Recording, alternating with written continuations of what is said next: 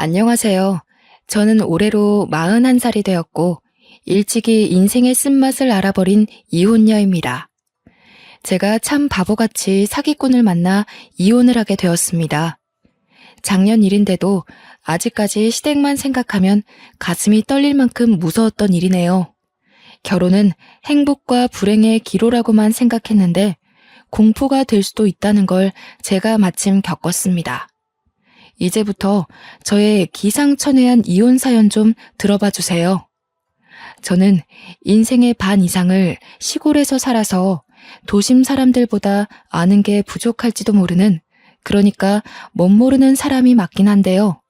아마 다들 제가 겪은 기가 막힌 결혼 생활을 들으신다면 뭘 모르고 그랬네 라는 말은 아마 못하지 않을까 싶어요. 제가 서울 남자한테 끔뻑 속아 사기 결혼을 당했거든요.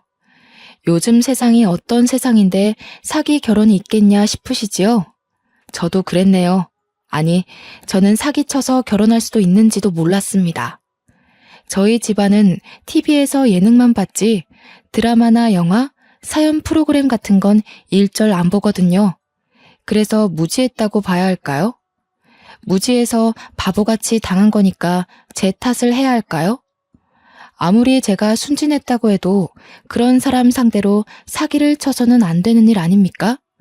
더군다나 결혼은 짧게 지나갈 사건이 아닌 서로의 인생이잖아요. 제가 말입니다. 서울을 참 동경했는데 서울에 대한 환상이 컸다 보니 생겨난 불상사였나 봅니다.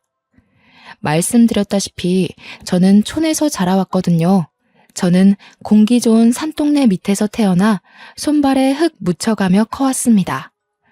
동네 이웃과 전부 안면 튼 사이라서 너나 할 것 없이 집을 드나들며 가족처럼 지냈거든요.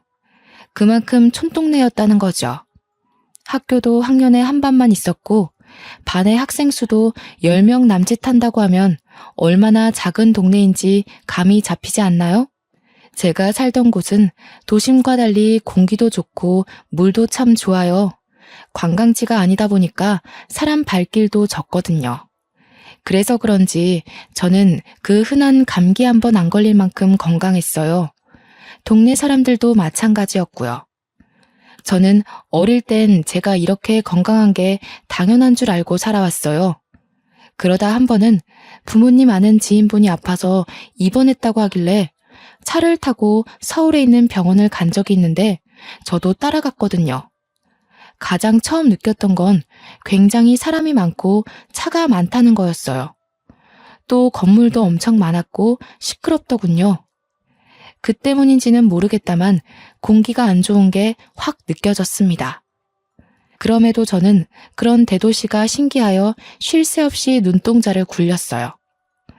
병원에 도착했을 때 병원 기운 안 좋으니까 차에서 기다리고 있으라는 엄마 말 때문에 들어가진 못하고 차 안에서 병원 주위를 구경한 적이 있었는데요. 병원 바깥에도 사람이 엄청 많더라고요. 개 중에는 제 또래 친구들도 좀 많았습니다. 도대체 얼마나 몸이 안 좋으면 벌써부터 병원에 입원을 하는 건가 싶었죠.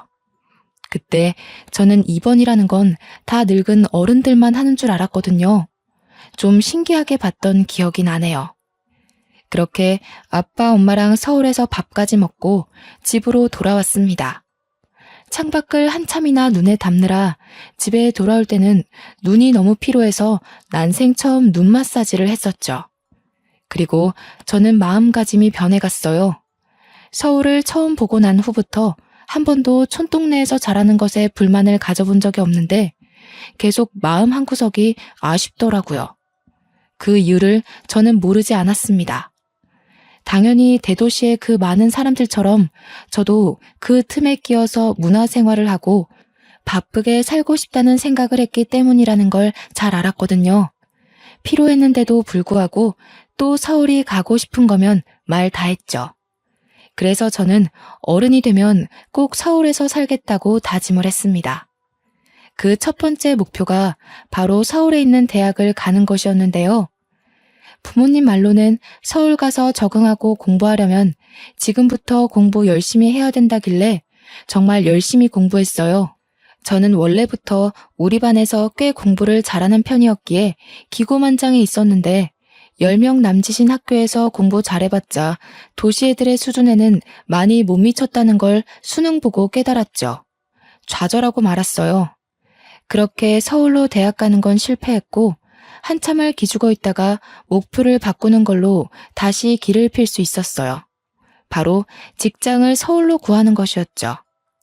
이미 한 번 실패를 겪었기에 두 번의 실수는 하지 않으려고 정말 노력을 많이 했고 흔한 자격증도 땄습니다. 그리고는 대학을 졸업한 후 관련 전공 직장에 지원서를 이곳저곳 많이 넣었어요.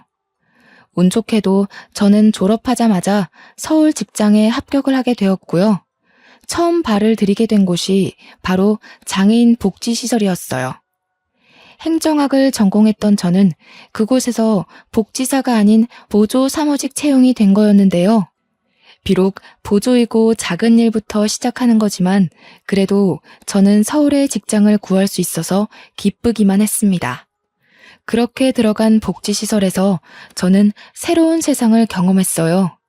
제가 몸이 불편하신 분들을 직접 관리하는 건 아니었다만 같은 공간에 있다 보니 보고 듣는 게 많았거든요. 생각보다 온전치 못한 분들이 많은 겁니다.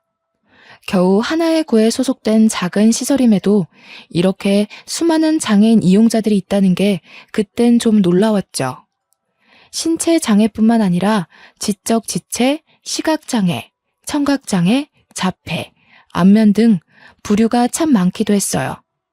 아프고 불편한 사람들은 생각보다 많고 그렇다 보니 병치레 없이 건강하게 다니는 바깥의 비장애인 분들은 정말 운 좋은 삶을 살고 있는 거더라고요. 한 번은 그런 생각이 들었어요. 실례일 수 있겠다만 장애인 분들을 보면서 제가 여태 감기 한 번 안 걸리고 건강하게 살 수 있는 것이 문득 감사했다는 거죠. 그러면서 동시에 드는 마음은 제가 할 수 있는 선에서 최대한 도와드리고 어울리고 싶다는 생각이었어요. 차라리 복지사가 될 걸 그랬나 싶을 정도로 장애인분들에게 베풀고 싶은 제 마음은 진심이었습니다. 저는 복지사도 아닌데 복지사분들이 하는 행동거지를 혼자서 어깨 넘어 배운 뒤에 이용자들과 금방 친해졌어요. 그게 같이 일하는 동료 직원들 눈에도 보였나 봅니다. 저를 좋게 봐주셔서 모두와 빨리 친해질 수 있게 되었어요. 복지사분 중에서는 저와 같은 또래의 씩씩하고 싹싹한 남자분이 계셨는데요. 제가 바로 이분을 보고 배워서 시설 이용자들과 친해진 거였어요. 그 사람이 미래의 제 남편이 될 줄은 몰랐네요. 이때만 해도요. 그때 남편은 다른 복지사들 중에서도 유독 장애인들 관리에 참 능숙했습니다. 보면서 저도 저렇게 몸 불편한 사람들을 편견 없는 시선으로 보면서 도움을 주는 데에 적극적인 사람이 되고 싶어 남편을 더 유심히 봤는데요. 그게 좋아하는 마음으로 연결될 줄 누가 알았겠습니까? 시설이 좀 작은 규모라서 몇 없는 동료들과 더 친해지기 쉬웠는데 남편은 원래도 밝은 성격인지 신입이라 잘 모르는 저를 위해 처음부터 많이 알려주더군요. 남편과 말을 섞을 기회가 점점 늘어났습니다. 한날은 제가 촌에서 왔다니까 남편이 그 동네 공기 좋지 않냐면서 자기도 한번 놀러 갔었는데 너무 좋았다고 우리 동네 칭찬을 막 해주는 겁니다. 원래 그렇잖아요. 외국인이 한국에 관심 주고 좋아라 해주면 그 외국인에게 마음이 열리는 것처럼 저는 남편이 더없이 좋아졌죠. 저는 남편의 친절에 적극 보답하며 제 마음을 계속 표현했어요. 특히 남편이 직업에 임하는 마인드가 참 존경스러웠는데 일하는 남자가 멋있다는 게 이런 거구나 싶더라고요. 이수씨, 장기기증이라고 들어봤죠? 제가 그걸 성인이 되고 바로 신청했거든요. 나중에 죽으면 제 몸 바쳐서 이렇게 불편하신 분들 도움드리고 싶어서요. 다들 나중에 마음 바뀌네 마네 그런 소리 하면서 후회할 거라는 말도 종종 들었는데 저는 아직도 그때 한 결심에 변함이 없어요. 이미 저한테는 10년도 넘은 일이잖아요. 여전히 여기 이용자분들 보면서 장기기증에 대한 뜻을 품고 살아요. 저로 인해 많은 사람들이 새 삶을 얻을 수 있다면 얼마나 기쁠까? 그 생각이 일하는 원동력 중 하나이기도 해서요. 남편은 얼마 전에 장기 기증이 적합한지 병원에서 검사까지 받고 왔다는 겁니다. 주기적으로 검사를 다닌대요. 혹시나 자신의 장기가 상해서 기증을 못하게 되면 안 되니까 검사를 받고 스스로 건강도 잘 챙기고 있다네요. 솔직히 내 인생인데 사후에 남을 위해 자신을 관리하고 있다는 건 쉽게 먹을 수 있는 마인드가 아니잖아요. 좀 과장해서 하늘에서 내려온 천사가 아닌가 싶을 만큼 남편의 무한한 아량에 감탄을 했습니다. 저는 그곳에서 처음으로 누군가를 존경한다는 마음을 느껴보았어요. 그게 남편이었다는 거지요. 그리고 그 일은 남편을 향한 감정에 설렘을 더해주는 일이 되었습니다. 그렇게 저와 남편은 점점 더 가까워졌어요. 제가 남편을 잘 따르는 것도 있었고 남편이 저를 잘 받아주는 것도 있었거든요. 제가 30살이 되고 보조에서 일반직으로 전환될 때까지도 남편과 저는 사이가 참 좋았어요. 가끔씩 퇴근하고 술 한잔 기울이는 사이가 되었을 만큼요. 저는 남편이 복지사라 상대방을 대응하는 방법이 유능해서 대화가 잘 통하고 잘 맞는 줄 알았는데 그게 아니더라고요. 근데 이수씨, 그거 아세요? 이수씨는 눈이 참 예뻐요. 좋은 동네에서 살아서 그런가 피부도 좋으시고. 제가 눈 예쁜 사람을 특히 좋아하는데 그래서 자꾸 이수씨랑 같이 있고 싶나 봐요. 제가 자꾸 술 마시자고 해서 귀찮았죠. 저도 누구한테 이 정도로 마음을 표현해보는 게 처음이라 좀 서툴러서 그래요. 아무래도 좋아하는 사람 앞에서는 다들 그럴 테니까 좀 이해해줘요. 느닷없이 술 먹다가 고백을 하는데 그 당시 몇 잔 기울인 것도 아니었거든요. 그런데 저랑 같은 마음을 표현해주니까 제가 안 넘어가고 버틸 수가 있나요? 연애를 몰랐던 저는 남편이 해주는 칭찬에 특히나 더 크게 흔들렸고 아주 자연스럽게 저희는 연애를 시작하게 되었습니다. 사귀고 나서는 결혼까지 정말 속전속결이었어요. 한 3개월 만났나? 남편이 빨리 결혼해서 매일 얼굴 보며 지내고 싶다고 조르는 날이 많아지더라고요. 결혼이 연애처럼 쉽게 결정할 일은 아니니까 좀 겁이 나긴 했는데 저도 남편이 너무 좋아서 매일 같이 있고 싶었어요. 저도 언젠가 결혼을 해야 할 텐데 만약 한다면 남편처럼 존경할 수 있는 사람이 배우자가 되면 좋겠다 싶더군요. 그래서 결혼을 했죠. 남편은 서울 토박이라서 나이 30 후반이 될 때까지 한 번도 독립을 해본 적이 없다고 결혼을 하고 나서도 시댁에서 지내는 거 괜찮냐고 묻대요. 좀 망설이고 있었더니 남편이 뒤이어서 하는 말이 저는 합가를 승낙할 수밖에 없었어요. 너도 알지? 우리 아빠가 시각장애인이시잖아. 좀 오래됐는데 우리 가족 먹여 살리려다가 변을 당하신 거라서 나는 내 탓도 있다고 보거든. 그래서 아빠를 엄마 손에만 맡겨놓을 수가 없겠더라고. 나도 아빠가 눈을 잃은 거에 책임이 있는데 나만 집 나와서 편하게 살 수는 없잖아. 엄마도 혼자서 마음고생 심할 텐데. 내가 어른이 됐으면 그걸 자유라고 누릴 게 아니라 이젠 내가 우리 가족을 지키는 가장이 되어야겠다고 생각했지. 그래서 지금까지 독립 필요성을 못 느꼈던 거야. 결혼하기 전에 시아버지가 시각장애인 2급이라는 건 알고 결혼을 했다만 합가 얘기랑 그 이유에 대해서는 처음 들었습니다. 시아버지가 노동일을 하다가 눈을 다쳐서 그렇게 된 거라고 들었거든요. 빛이나 형태 정도만 감지할 수 있다고 하네요. 집안에 자녀가 남편밖에 없는 데다가 남편이 군대까지 가는 바람에 벌이가 더 힘들어질지도 몰랐는데 남편이 대학을 포기하고 학점 은행제로 빨리 복지사가 돼서 돈을 벌기 시작해 다행히도 집안이 크게 무너지진 않았다고 합니다. 굳이 직업을 복지사로 정한 이유도 시아버지 때문이라고 했어요. 남편이 공부를 잘하는 편이 아니었는데 시아버지에게 도움을 줄 수 있는 직업을 찾다 보니 그나마 복지사가 가장 접근하기 쉬웠다고 그러네요. 저는 남편의 이런 모습에 반해서 존경을 하는 거였는데요. 역시나 효심 깊은 마음에 감동받아 합가를 허락하게 된 거죠. 시댁에서는 저를 아주 환영하며 받아주셨습니다. 이미 저희가 지낼 수 있는 방을 내주셨는데요. 큰 집도 아닌데 안방을 저희한테 내주신 거 아니겠습니까? 이건 젊은 사람으로서 도리가 아닌 것 같아 시어머니께 말했는데요.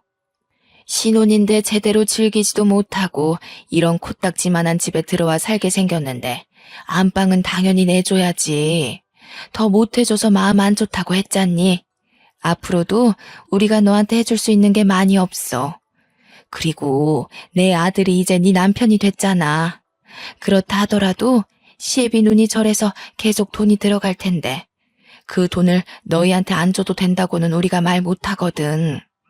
염치 없지만 우리는 아들한테 계속 생활비를 받아야 하는 입장이니까 너희한테 최대한 해줄 수 있는 게 고작 이런 것뿐이야. 그러니 받아주면 안 되겠니? 시어머니가 이렇게 부탁하게 만들려고 안방을 나가겠다 말한 게 아니었거든요. 그런데 시어머니가 너무 미안해하며 사정하며 부탁을 하니 더 이상 거절하는 것도 예의가 아니라고 생각했죠. 하는 수 없이 저희 부부는 제일 넓은 안방을 사용하게 되었고 시어머니와 시아버지는 화장실 옆에 있는 작은 방을 이용하게 되었습니다. 그래서 저는 더더욱 시부모를 잘 모셨습니다. 시키지 않아도 집안일을 열심히 도맡았고 남편이 마련한 생활비에 제 돈까지 보태어 시부모님의 진심에 보답했답니다. 한날은 안방에서 잠을 자기 전이었는데요. 내일이 주말이다 보니까 남편도 저도 일부러 늦게까지 불을 켜고 대화를 하며 놀았어요. 그러다 보니 자연스레 집안 얘기가 나오게 되었고 남편은 시아버지 얘기를 꺼내게 되었죠. 마음 같아선 내 각막이라도 떼내서 아빠한테 주고 싶은데 아빠가 창창한 젊은이 앞길 막을 일 있냐고 화를 얼마나 내시던지. 너무 완강하셔서 시도조차 못했어. 자기는 늙어서 더 이상 쓸모도 없고 이대로 안 보여도 상관없다고. 집이 잘 사는 것도 아닌데 누군가 일을 해야 한다면 젊은 내가 해야 하는 게 맞지 않냐고 하시는데 할 말이 없더라고. 그동안 가족들 다 많이 힘들었겠다. 특히 아버님께서 많이 무서우셨을 것 같아. 당신 군대 가기 전에 그렇게 되신 거면 그래도 몇 년은 된 건데. 그동안 다른 기증자가 한 명도 없었던 거야? 물심양면으로 찾았지.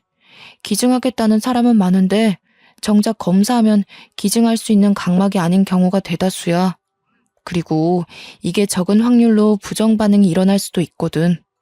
여러모로 쉽지 않아서 자꾸 미뤄지다 보니 어느새 지금까지 온 거지. 나도 내내 마음을 못 놓고 있어. 등록한 병원에서 연락을 기다리고 있기는 한데 그마저도 예전만큼 많이 오지는 않아. 정말 큰일이다. 아버님 마음고생만큼은 아니지만 어쨌든 식구들 다 같이 힘든 거잖아. 나도 아버님 불편한 거 없게 최대한 돕고 있기는 한데 볼 때마다 마음이 너무 안 좋아. 아버님 저렇게 좋으신 분인데 하늘은 참 무심하기도 하지. 속상해, 너무.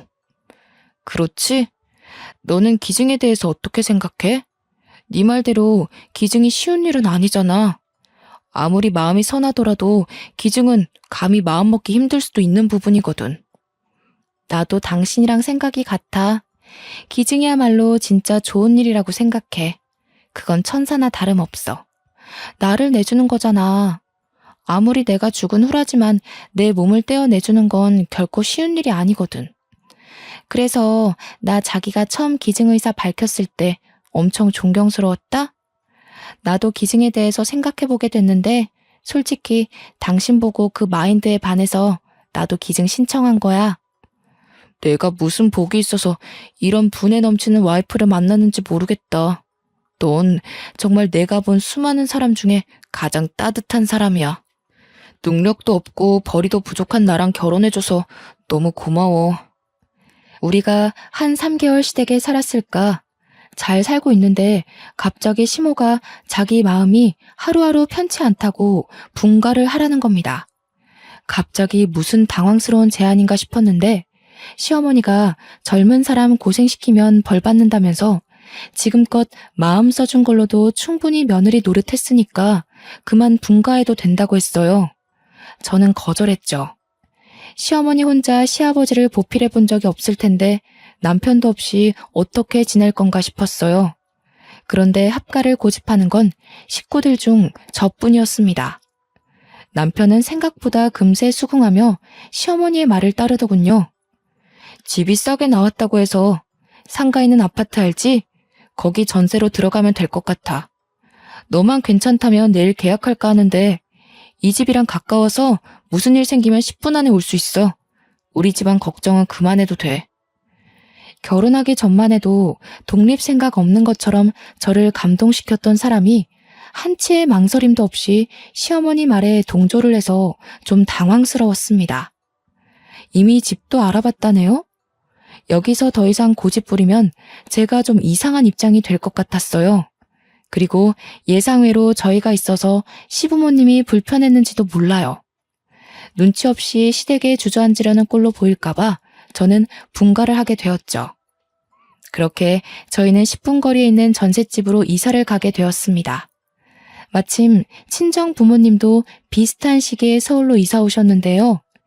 지방에만 살다가 한 번쯤 서울에 살고 싶었는데 우리 시댁이랑 가까운 동네에 아파트가 싸게 나온 곳이 있어서 그곳을 매매했답니다.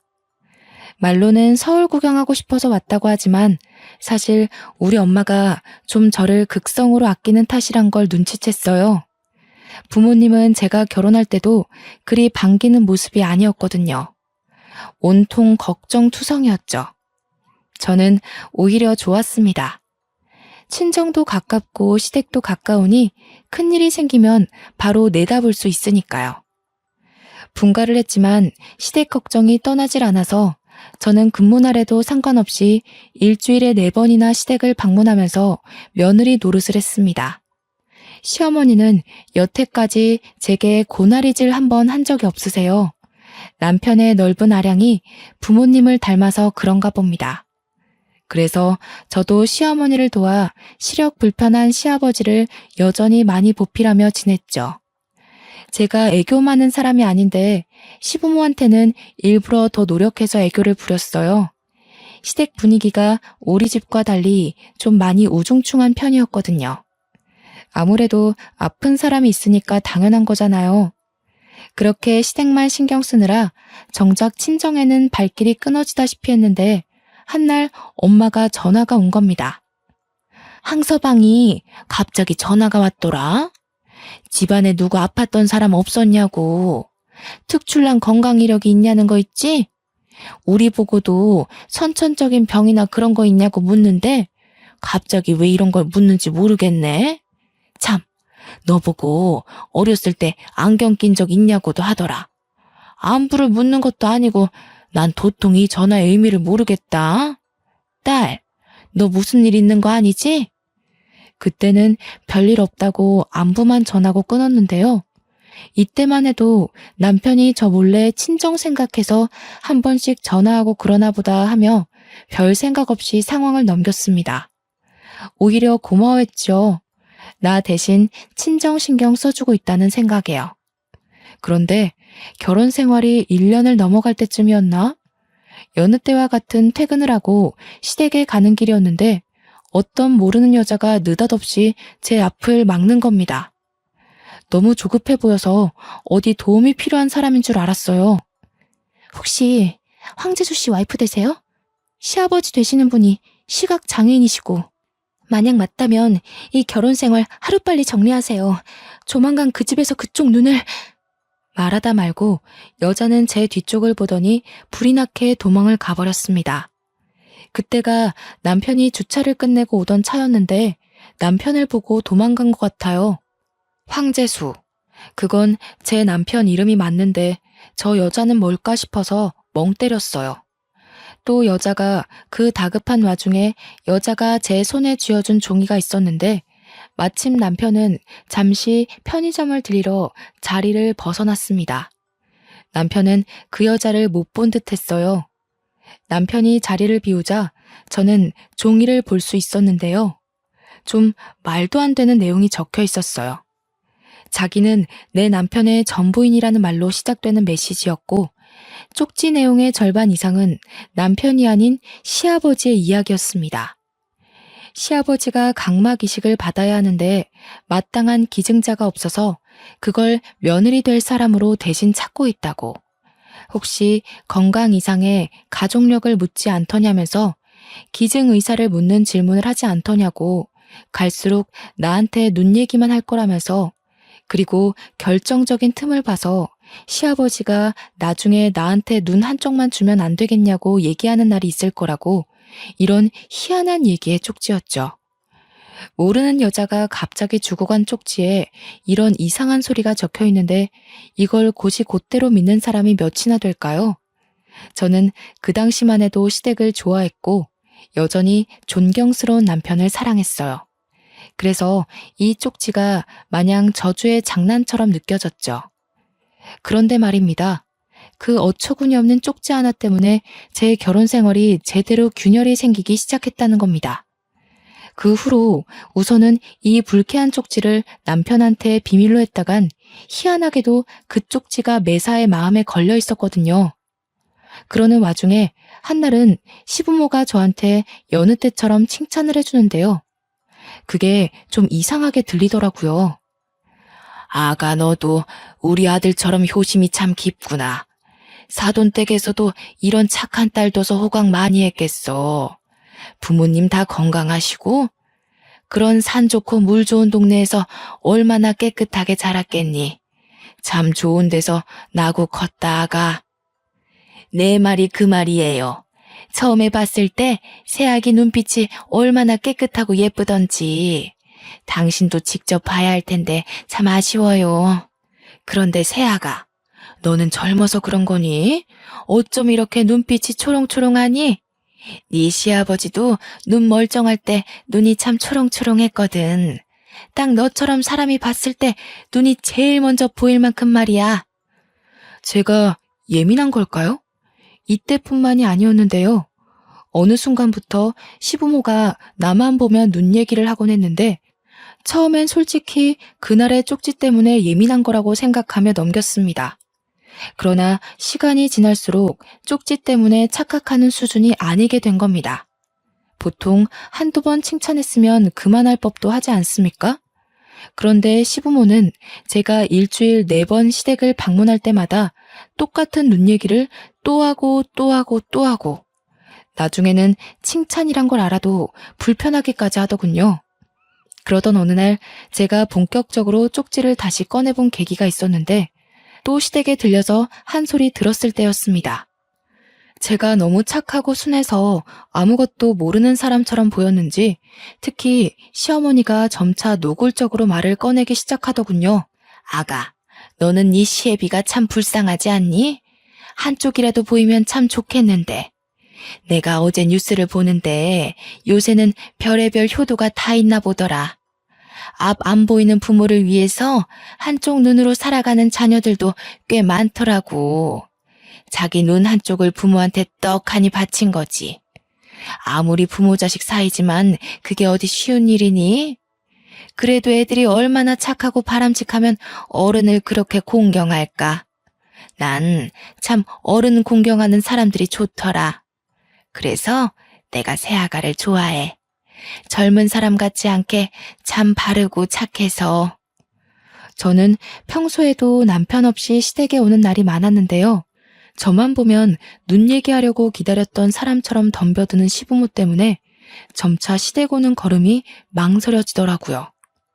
솔직히 말하면 무서웠어요.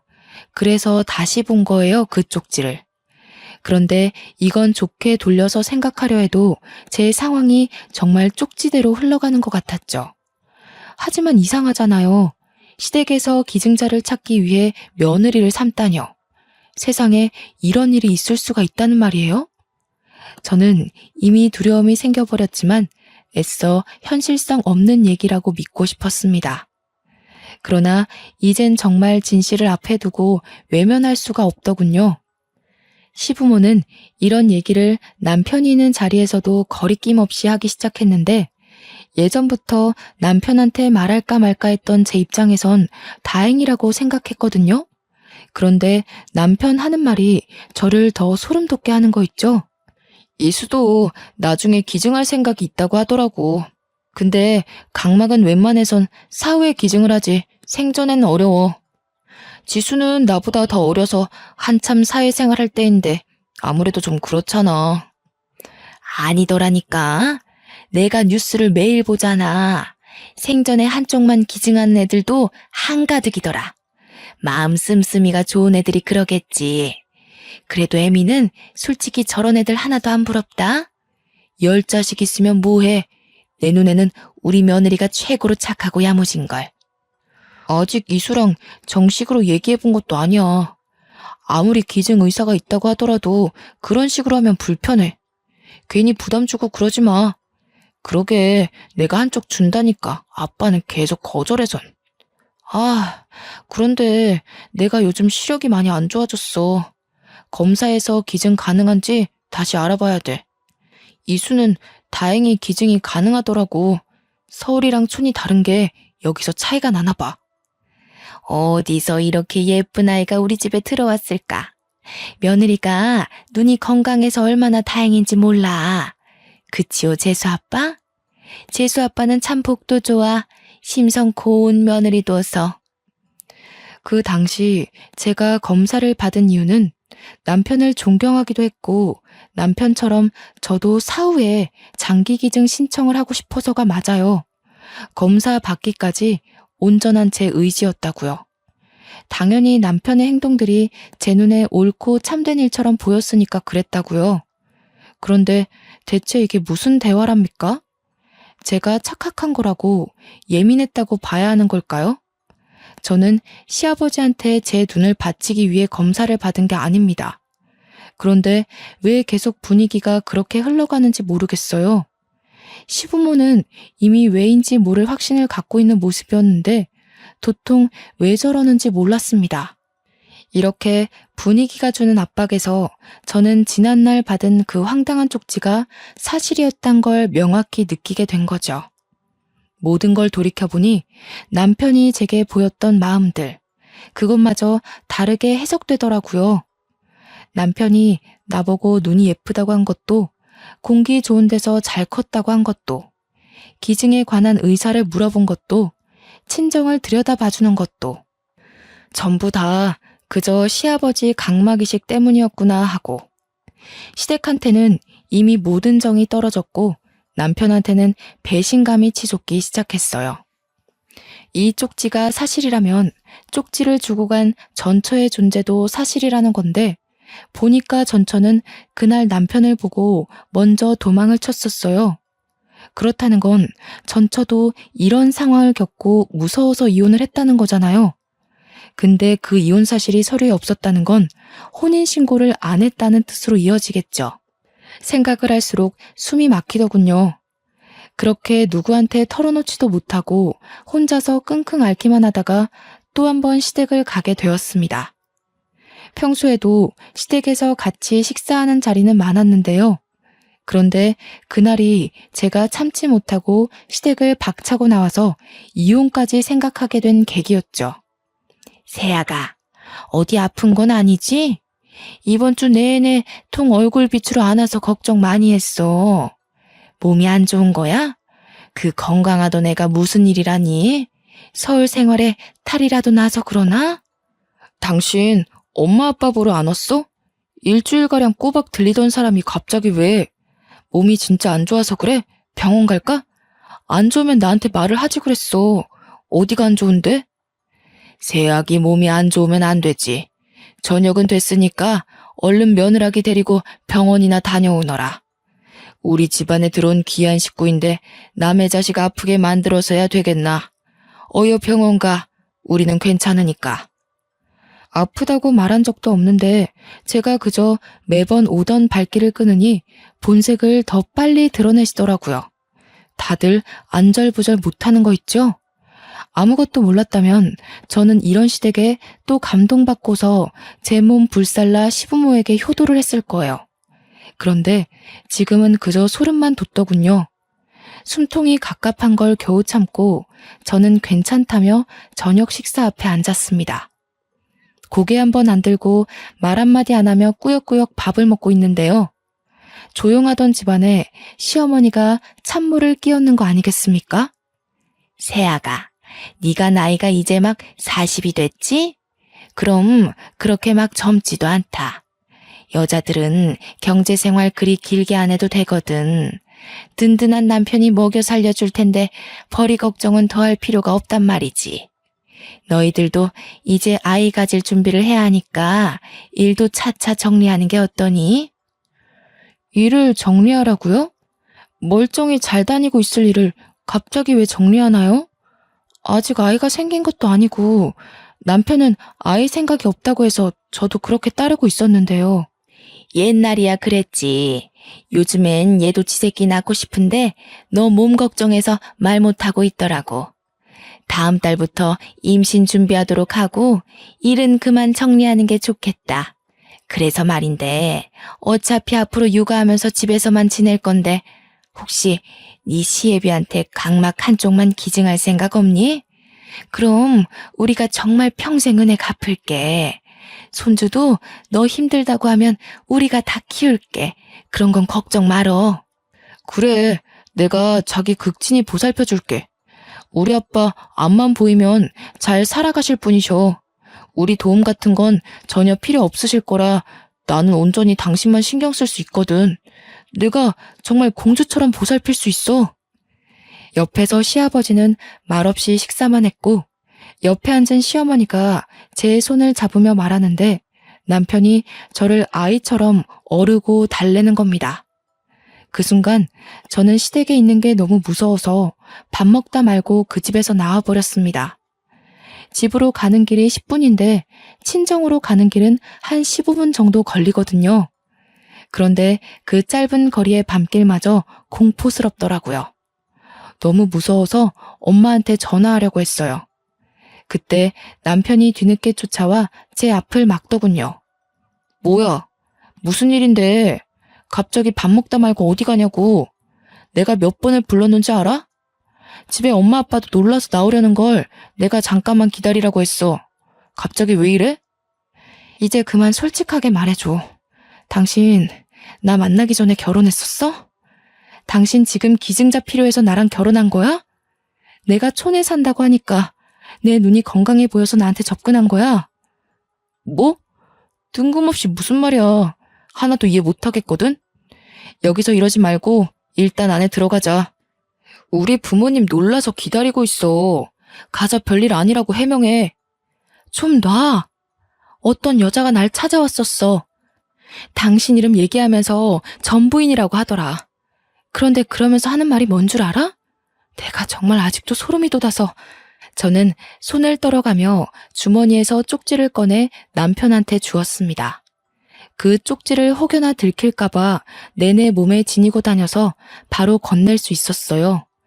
남편은 그걸 읽어보더니 꽤나 당황하더군요. 제발 솔직하게 말해. 나랑 결혼한 이유도 아버님 각막 이식 때문이었어? 친정에 전화해서 우리 부모님 건강 이력 물어본 것도 이식 때문에 그런 거야? 몇 년을 시댁이랑 입 맞춰서 날 속인 거야? 무슨 소리야. 어디서 이런 말 같지도 않은 메모를 들고 와서 난리야? 고작 이런 것 때문에 지금 나랑 우리 부모님을 의심하는 거야? 앞뒤 상황은 따져보고 화를 내던가 해야지. 애도 아니고 무작정 이러면 어쩌자는 거야? 내가 틀렸다고? 그 쪽지 내용대로 아까 어머님이 나한테 눈 달라고 한 거 못 봤어? 당신도 나 어르고 달랬잖아. 그거랑 이 쪽지 내용이랑 뭐가 달라? 아닌 게 있어? 똑바로 말해, 고소하기 전에. 제가 세게 몰아붙이니 남편이 주춤하며 말을 얼버무리기 시작하더군요. 그 꼴이 제가 사기당했다는 걸 그대로 드러내주고 있는 셈이라 눈물이 났어요. 남편을 정말 존경했는데 이런 소름 끼치는 생각을 하는 사람이었다니. 몇 년을 함께한 결혼 생활과 남편을 보면서 느꼈던 무한한 존경심이 무너지는 순간이었습니다. 그때 시어머니 뒤늦게 쫓아왔더라고요. 저는 이왕 할 말을 터뜨린 거 시어머니에게도 망설이지 않고 따졌어요. 어머님, 어떻게 이러실 수가 있으세요? 제가 어머님 아버님께 얼마나 잘했는데요. 저를 고작 기증자로만 생각하고 잘해주셨던 거예요? 남편이 결혼했다는 건 왜 숨기셨어요? 저희 혼인신고 늦게 하라는 것도 다 이런 이유 때문이었어요? 전부인은 기증 안 해줘서 쫓아내신 건가요? 뭐라고? 어머머, 얘 말하는 거 좀 봐라. 어른 앞에서 눈 똑바로 뜨고 덤비는 것 좀 봐. 그래, 그랬다. 그게 왜? 같은 식구면 어려울 때 도울 수도 있는 거지. 남 도와주는 건 쉬우면서 식구 도와주는 건 그렇게 싫디? 요즘 애들은 이기적이어서 효도도 할 줄 모르던데. 너도 결국엔 똑같구나. 식구요? 혼인신고도 못하게 해놓고 식구라고요? 절 식구로 생각하긴 하셨어요? 식구로 안 보고 있었던 건 제가 아니라 남편이랑 어머님, 아버님이겠죠. 지금 큰 소리 낼 사람은 저거든요? 이거 엄연히 사기 결혼이에요. 도대체 얼마나 더 이런 식으로 사람 인생 망치려고 했던 거예요? 정말 무섭고 소름이 끼쳐서 마주하고 있기도 무섭네요. 바락바락 대드는 제 말에 시어머니가 뒷골 잡더군요. 남편은 그대로 자리를 떠버린 저를 붙잡으려 했으나 시어머니가 혈압 올라 주저앉는 바람에 그러지도 못했습니다. 잘 됐죠. 저는 짐 챙길 생각도 않고 바로 친정을 찾아갔어요. 야밤에 제 사정을 다 들은 친정 부모님이 깜짝 놀라더니 화를 내시더라고요. 당연하겠죠. 딸이 사기 결혼을 당했는데 그게 각막 기증 때문이라니까 기가 차잖아요. 친정 부모님은 당장 시댁 가서 깽판이라도 쳐야겠다고 이대로는 절대 못 물러난다고 나갈 채비를 했습니다. 우리 엄마가 평소에도 보통 성격이 아니에요. 산전수전 다 겪고 산동네로 이사간 분이거든요. 엄마는 가기 전에 봉지에 소금을 한 소칠 담더라고요. 저는 그걸 보고 시댁집에 뿌리려나 보다 그렇게만 생각했어요. 그렇게 다 같이 시댁을 찾아갔는데요. 시모가 제 얼굴을 보더니 바로 문 열더군요. 아까는 내가 너무 놀라서 정신이 없었다. 우리 이식 얘기는 들어와서 찬찬히 해보지 않겠니? 나는 너를 정말 내 새끼처럼 아꼈는데 네가 갑자기 우리를 남처럼 밀어내는 것 같아 서운해서 그랬어. 그래, 우리가 너무 마음의 준비도 없이 이식 얘기를 했지? 지금부터 네 생각 내 생각 공유하면서 이식에 관해 회의를 해보자꾸나. 시어머니는 대놓고 이식 얘기를 하며 아예 저를 기증자로 보고 있었습니다. 그때였어요. 문 뒤에 숨어있던 엄마가 시어머니 말 끝나자마자 시어머니 얼굴에다 소금 냅다 뿌려버리는 거 아니겠어요? 솔직히 깜짝 놀랐습니다. 저는 그냥 집에다가 뿌리는 줄 알았거든요. 이런 정신 나간 여팻내가 남의 자식한테 몰아짓거리는 거야? 뭐? 눈?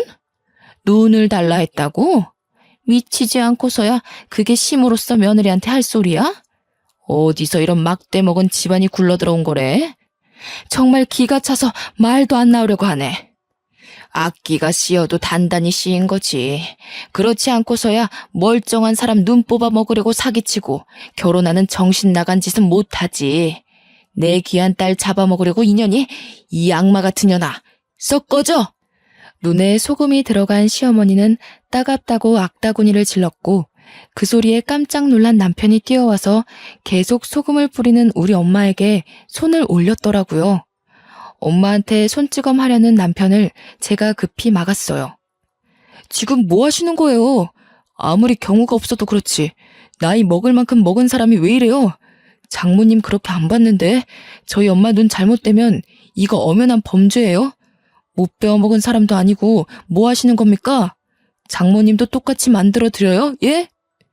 아무래도 남편이 남자라서 여자 둘이 덤벼도 무리가 있었는데 때마침 주차하고 올라오던 아빠가 남편의 막말을 발견하고 뛰어가서 냅다 남편의 멱살을 잡더니 바닥으로 패대기 쳐버렸습니다.